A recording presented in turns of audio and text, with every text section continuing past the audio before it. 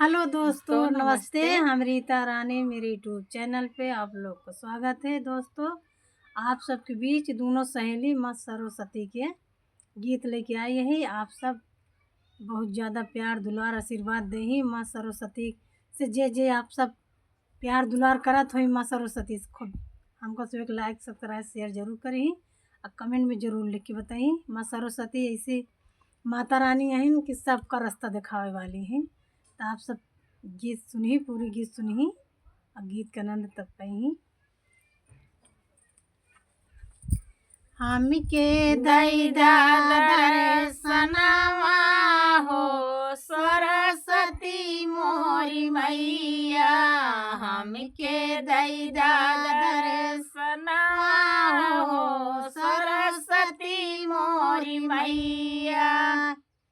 गैया के गोबरा से रंग पे आंगनवा, गैया के गोबरा से लीपे आंगनवा।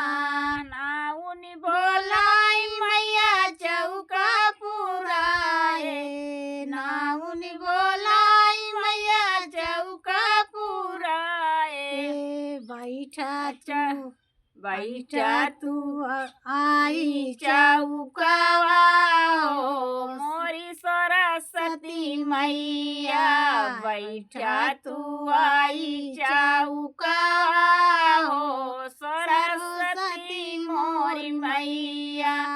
दैदा तू हमके दर्शनवा हो सरस्वती मोरी मैया। दैदा तू हमके दर्शनवा हो सरस्वती मोरी मैया।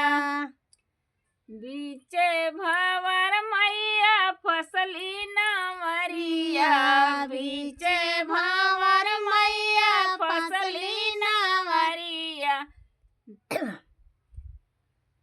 बीचे भावर मैया फसली नवरिया।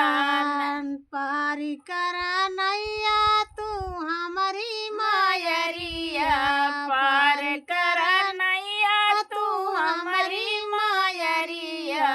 दैदा ज्ञान कई गठरिया हो सरस्वती मोरी मैया, दैदा ज्ञान कई गठरिया हो सरस्वती मोरी मैया। हमके दैदा दर्शनवा हो सरस्वती मोरी मैया, हमके दैदा दर्शनवा हो सरस्वती मोरी मैया। रतिया हम देखे मैया सपनवा, रतिया हम देखे मैया सपनवा। हंस पे सवारी होके आवई मायरिया, हंस पे सवार होके आवई मायरिया।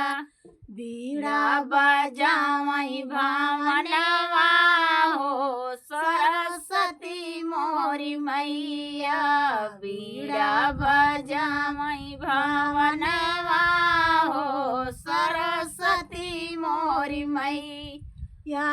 हमके तू दैदा दर्शनवा हो सरस्वती मोरी मैया, हमके तू दैदा दर्शनवा हो सरस्वती मोरी मैया।